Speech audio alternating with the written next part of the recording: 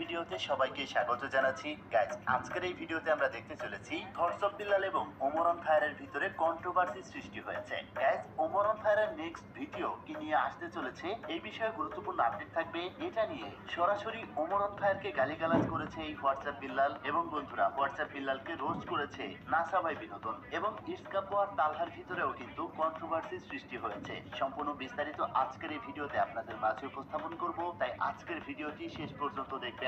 তাহলে চলুন বেশি কথা না বাড়িয়ে আজকের ভিডিও শুরু করা যাক। প্রিয় দর্শক, আমরা প্রথমেই কথা বলি ওমর অন ফায়ার এবং হোয়াটসঅ্যাপ বিল্লালকে নিয়ে। গাইস, এই হোয়াটসঅ্যাপ বিল্লাল বা হোয়াটসঅ্যাপ বিল্লাল যেটাই বলুন না কেন, এই ব্যক্তি 3 মাসে 44 লাখ টাকা ইনকাম করার পর থেকেই আলোচনা সমালোচনার শীর্ষে চলে আসে। তো গাইস, সর্বশেষ তিনি একটা বই রিলিজ করেছেন যেটার নাম হচ্ছে হৃদয় ভাঙার গর্জন। এটা নিয়ে আবার নতুন করে সমালোচনার সৃষ্টি হয়েছে। গাইস, ওমর অন ফায়ারও কিন্তু নতুন ভিডিওতে শয়তান ধরার গর্জন নিয়ে নতুন একটি ভিডিও আপলোড দিতে চলেছে, যেই ভিডিওটা হয়তো গোটা বাংলাদেশে ট্রেন্ড করবে।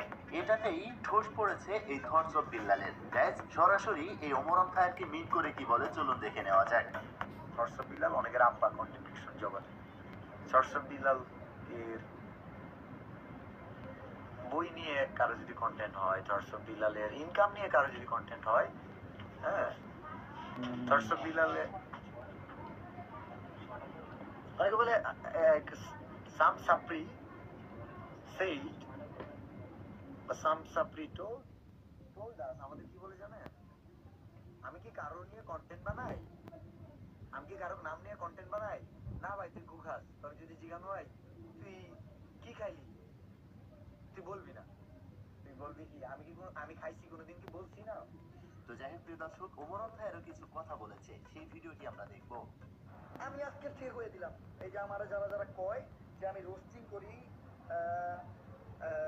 রোস্টিং না কইরা রোস্টিং করি দেখে আমার এত ফলোয়ার, এরা সেটা।